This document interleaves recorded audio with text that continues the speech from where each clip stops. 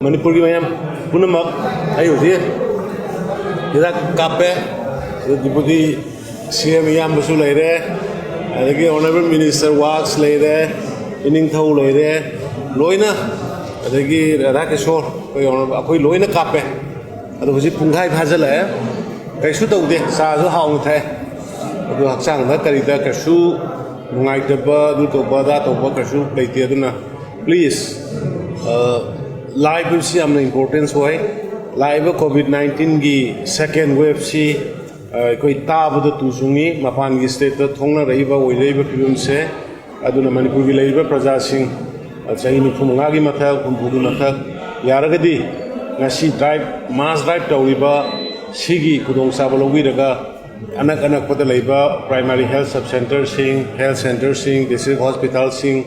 मयाम अदुगा हॉस्पिटल सिंह द सत्पी रगा अथुबद हिदाक से कापथोपियो लोइना हिदाक कापे हाइदना मुक एखोय मास्क सिनदबा सोशल डिस्टेंसिंग मेंटेन तौबीदबा अदुगा सैनिटाइजेशन तौबीदबा अदुमा तौबीगनु हिदाक कापीरबा मतुंगदसु हाइरिबा ऑनरेबल प्राइम मिनिस्टर हाइबा से अखोय लोक थुंबगी लोक थुंगेना गुली यम सारेना नोंग मरकता मुक थोगदी कानरोय नो सातिन तुपग थोपा ताबने हाइबा दुगी वाखलोंदु देदा अखोय वैक्सीन जी कापी रगसु वैक्सीन नंबर 1 सोइदन काफोपिरो कापी रगसु कोई मास्क सेनबा अदुगा सोशल डिस्टेंसिंग फजना तौबीबा खुद समनादना खोनादना बॉडी कंटेक्ट तौदना इसई लीला लाई हरावबगी थाबल चोंगबगी करिगी तौबीबा पुनमक लेपियो अदुगा स्कूल भावबदा कोई क्लास 6 तगिना 8 फावबदा ngarang रिव्यू तौरकांदा कोई क्लोज तौजखरबनी